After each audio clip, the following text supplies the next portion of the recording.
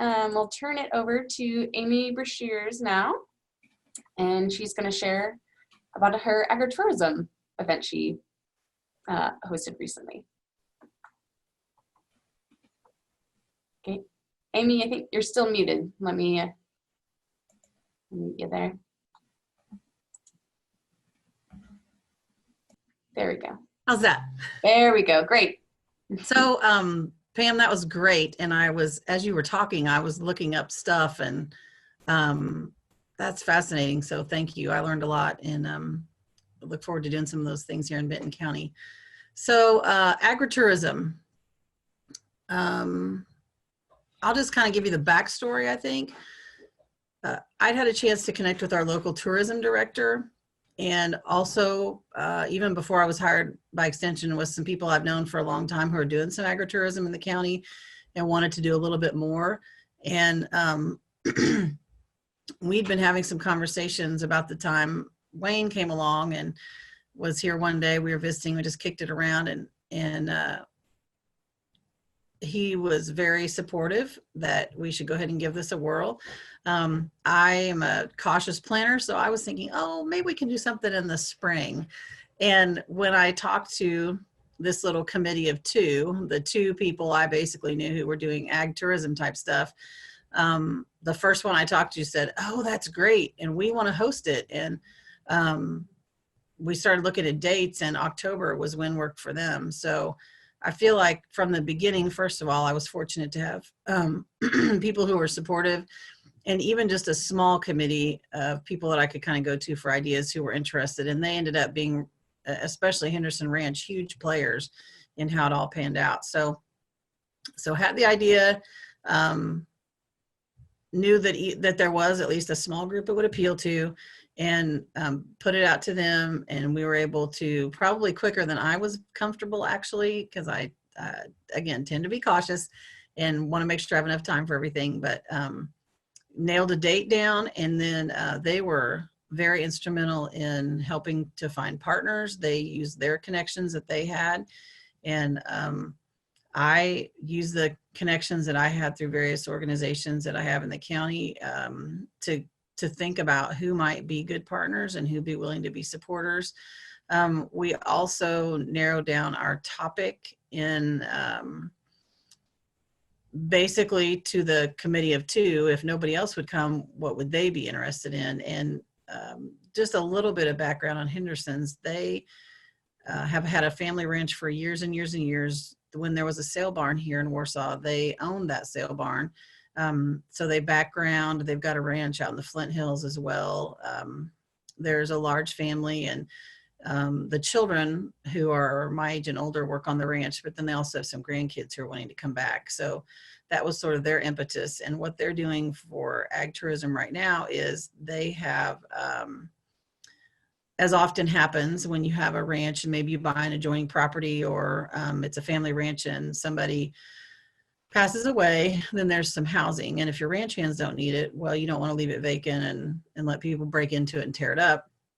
So what they looked at doing was putting together some Airbnbs, and those were going well.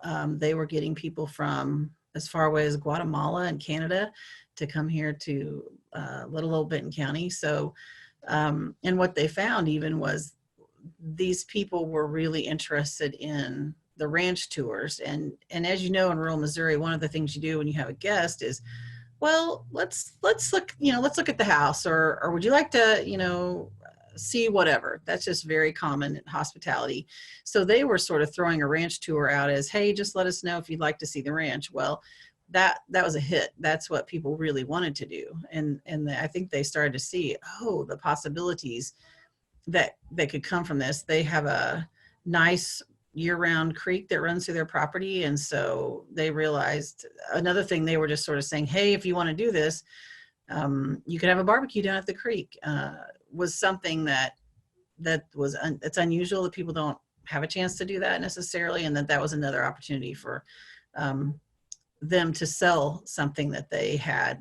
The other partner has a U-pick blueberry patch. and he's on the northern part of the county. So Henderson's on the south and he's on the north. And he was kind of wanting to look to expand. We have some rails to trails projects going up here currently in Benton County, and some are forecasted. And then we also have a lot of mountain bikes and hiking trails. And so he'd been talking to some people who do the bicycling thing, and also knew that the Butterfield 60 trail was going to come through Benton County and really be close to his neck of the woods. And they were encouraging him to do lodging. So he's also wanting to add strawberries. And so he just had some questions about, how do I go about this? So that's the backstory for this committee of two. We said, well, what do you all want to know about? Well, what are the basics? Like if I'm just getting started, or if I've got some ideas, but I'm not sure if they'll work or not, what would I need to know? And we just sort of fleshed out this general list of things that we thought people want to know about. And then we went looking for speakers. And Raisha Tate and I was glad Raisha was a partner because she was fantastic, went to the Farm Bureau Agritourism Conference in Warrensburg. And so we were able to get some ideas and meet some people there who eventually ended up being connections for us at our conference. And basically I just did cold calls if I needed to, looking to find people who had expertise in the topics that we wanted to share with people. I don't know if you want to hear any more about that or not. We did a flyer and we shared it widely. We didn't do any paid advertising, but our extension family really helped us out a lot. So we shared that on Facebook and every place that we could think of to get the word out. We have a little local TV, BCE TV thing, sort of like C-SPAN for the town, I guess is what you would say. And we also shared it as many newspapers as we could. We handed out a lot of flyers and of course shared through our council. That's kind of how we got the word out, I guess. We ended up, our plan was that we would host it at the ranch and it would be beautiful. There's some gorgeous rolling hills. We'd have a tent. In my mind, it was amazing. And then the bottom dropped out and we ended up having to move it to a local church, which was great because we could do that for free, but not quite the outdoor fall fest that I had imagined, but that was okay. I think nailing down the content was probably one of the hardest things, and deciding who the speakers would be, and then getting them, getting that lined up was kind of one of the things that took some doing. Hannah has got the list of slides, and she's also got, not the list of slides. She has got the flyer. Yeah, the flyer from it. Oh, yeah. And list of sponsors. Mm-hmm. Yeah, Hannah's got the flyer. So if there's anybody's interested in that, I think I also sent press releases to her. So those kind of things are there. And you also sent a request for donation, an example that you asked Portland's to make a donation. Yeah. It was kind of strange in the way that one of the sponsors, so Henderson's and I kind of divided up who would ask for the sponsors. So just a guy on the street I was telling about pulled his checkbook out and was like, I'll sponsor that. I mean, I just think what I found was the more I talked about it, the more interested people became. And also the more I would find somebody who would say, yeah, I'm going to retire in about 5 years and I'm interested in doing X, Y, Z. Or, yeah, I've always kind of wanted to do this thing. I found lots more people had an idea or had an interest or thought it could pertain to them than I had ever really considered. Amy, that was one question. We did have one in the chat. It says, can you tell us about the evaluation results and future plans, kind of after the fact? Yes. So the positives were we pulled in a ton of partners. We had a great amount of information. I felt like it was action-packed. And all the evaluations were that we either met or exceeded their expectations.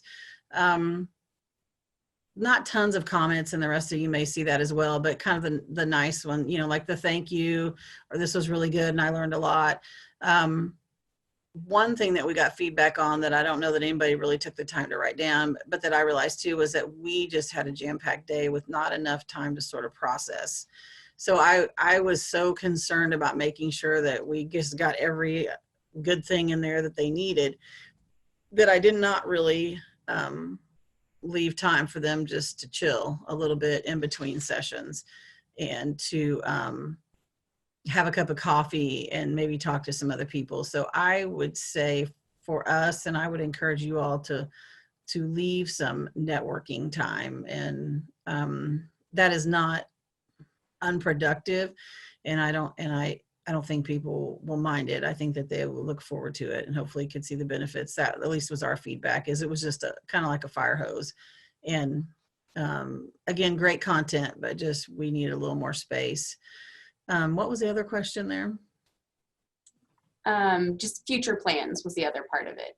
Yeah, so definitely, I think we're going to anticipate doing a round 2, and I would see that being a little more networky, maybe designed, and of the committee that helped us set it up, that was one of the things that they were really wanting to do.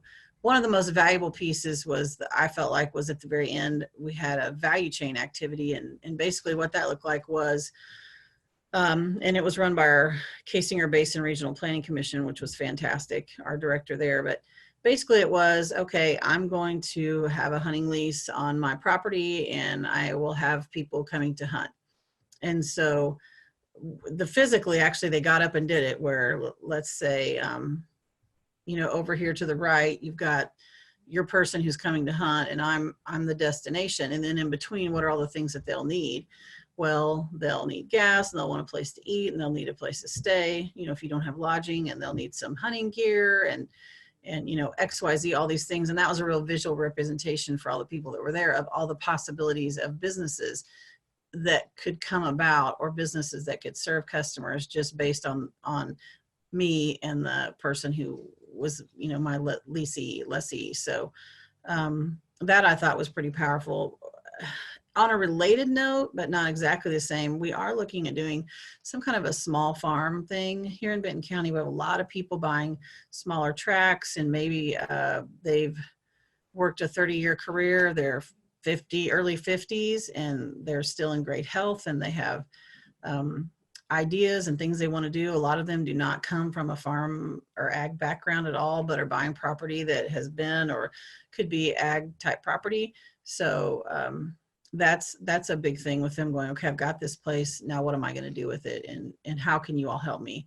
So, you know, maybe it's they're trying to figure out, how do I lease this ground to somebody for hay, or, you know, what is that going to look like? Or maybe I want to have some goats, or grow some berries or fruit trees, you know, just kind of those either back to the way they were raised, or where their grandparents lived, maybe when they went to visit grandma and grandpa, or a dream that they've always had of something that they want to do. So we're looking at doing that this spring. And then I think we will do a round 2 of the ag tourism, and definitely probably have more networking type stuff.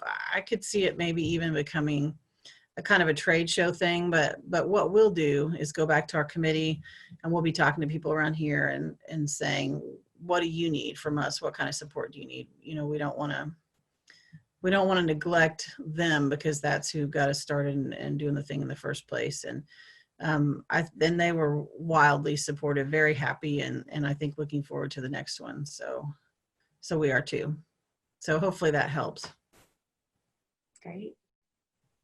We got some time if other people have questions about the event or how we hosted it, how Amie hosted it. Any questions? You can type them in the chat or unmute yourself. Amie, I had to step away for a quick minute to help somebody, but I was there helping you. Did you tell people the kind of speakers that you had there that day? So no, but yes, let's do that. And first of all, while I was kind of waiting for questions, I wanted to say that our extension family was amazing. You know, we put the word out and they were ready to speak or to set up or to help with technology or to clean up. Just everybody just came along, and there is no way that that could have been done without them. So I first just really want to say thank you for that. But so the kinds of things we had. So what are basics of agritourism? What do people want to know? Well, our planning committee wanted to know about legal issues. So what's the law? What are legal issues that I might need to be paying attention to or thinking about as I'm getting started? Amy, What, I can, do you want me to share the flyer? It has some of the, yeah, that'd be great. yeah, let me get that shared real quickly and you can talk about it while I have that screen shared. Okay. Another question was insurance. And if you'll look on if you get a chance, you can look back at our MU extension in Benton County Facebook page around that time. So it was October 11th. And one of the things that I thought was unusual was the gentleman and his daughter who own the insurance company, Larry Birch Insurance. He also does stock dogs and has for 30 or 40 years. So he brought one of his dogs and did a live demonstration, and that was very interesting, really cool. And I've actually gotten a lot of questions about it since then, people who are interested in dogs or in some kind of a herding dog that I didn't really know about. So we talked about law, we talked about insurance, we talked about marketing and social media. We were fortunate enough to get Joe McCoy, who does Farm Bureau's social media for them statewide, to come down and do some tips and give our people some ideas. Darla Campbell and Johnny Harper collaborated and did wildlife leases. Kelly Asbury with SBDC did the business plan and feasibility.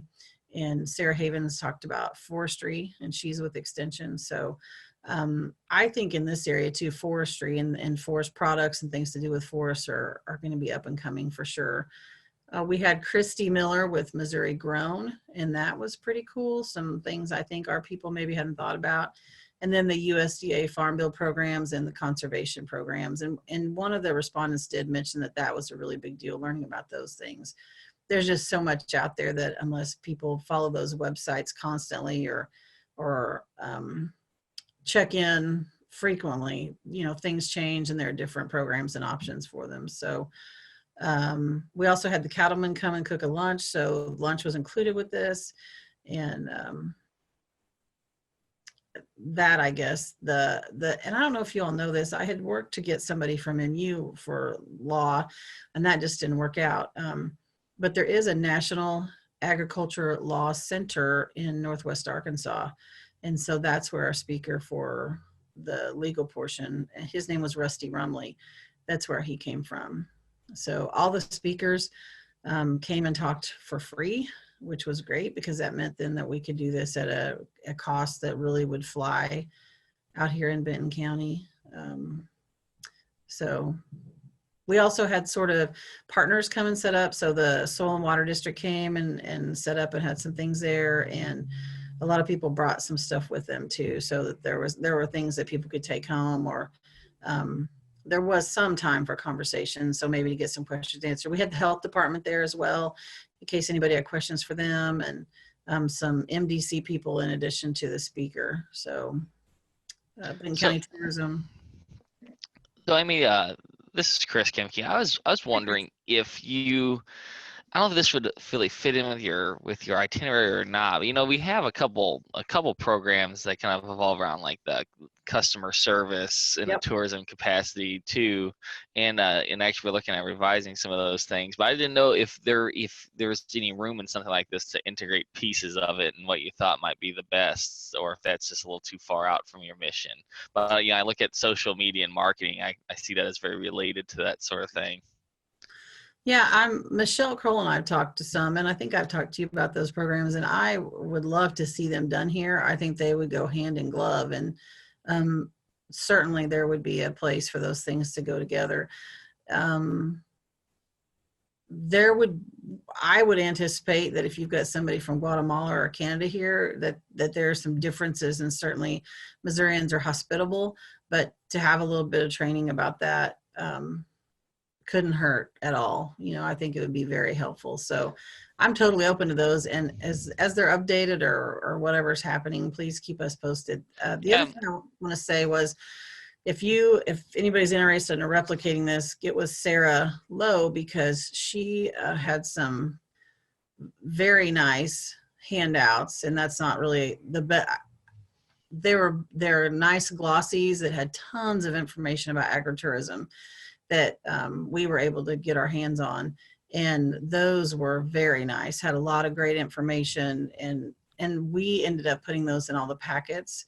So we talked about them some, but put them in the packets for the attendees to take home. Just another great source of information for people to kind of chew on, once they're processing and thinking about what they want to do. I'll add it. Oh, I was just going to add a note about the flyers real quickly. Because we just put those on the CED website, and Sarah was one of the authors that was part of a larger project. So I think there were 6 topics all related to agritourism. So you have access to those, and we printed them through the Office Depot extension thing and sent them to Amie. It was a pretty easy process, actually. So they were great. Those were helpful. Yeah. Sorry, Chris. No, I was just gonna say that I don't want to speak for Tish, but I know for my part, I'd be happy to get on a Zoom call or whatever and go over what we have already, what already exists on those tourism pieces. And then, we're still working on the updates, but just to kind of let you know what we have already, we could do that if you ever were interested. So just let me know.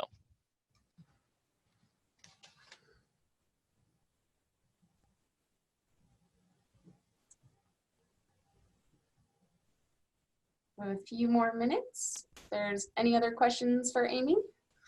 I will say that I have had interest, and one thing I did is I reached out to our local legislators, to let them know what we were doing, and I've had positive feedback from that. We got some mentions in those legislative publications that go out, and I even did a follow-up press release, which probably I wouldn't have, except our legislator contacted and was like, hey, can you give me some more information about how that went and whatever. I couldn't stay for all of it. So he had come for a little bit, but couldn't do the whole thing. And I really hadn't thought about doing a Postop press release. Like maybe that's overkill. But our local paper pretty much prints everything I send. So I just put something together and sent it over there, and lo and behold, they printed it again. And so, I just thought, it's not easy, right?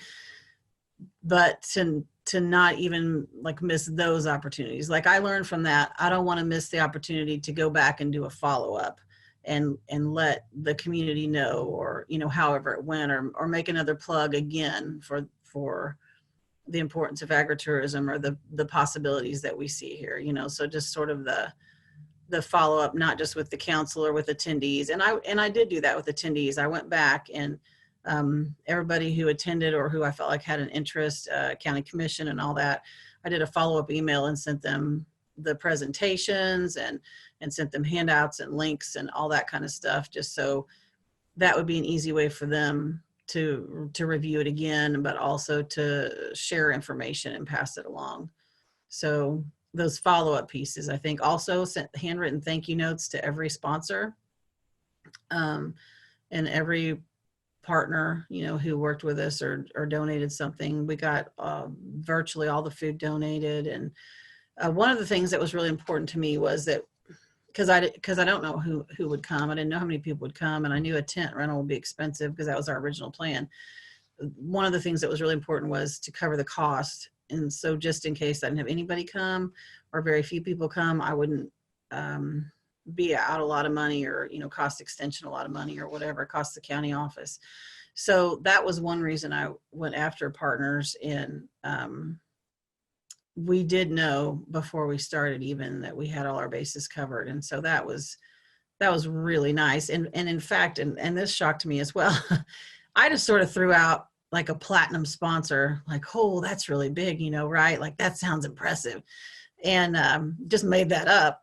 What would they get? Well, we just kind of tacked down this little list. Okay, well, they'll get this, they'll get premier advertising. You can see the 2 platinum sponsors were the biggest on the flyer. And but actually the Producers Exchange, one of my committee people asked them, And he said, well, is there anything higher than platinum?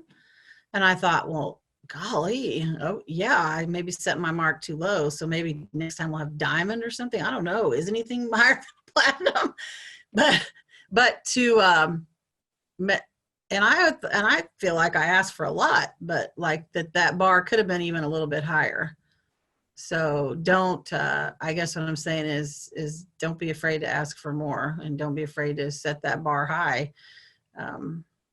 Because there'll be people maybe who'll meet it. You just don't know.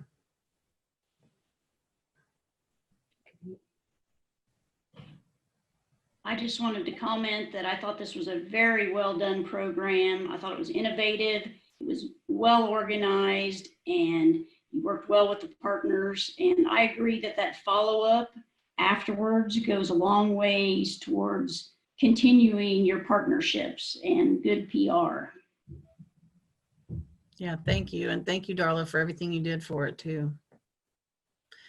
Oh, and we borrowed like sound system from Soil and Water. So like, and that was another thing, is when you're utilizing stuff from other people, then they're aware of it and sort of have a stake in the game. And will maybe do more to help make it be successful, you know?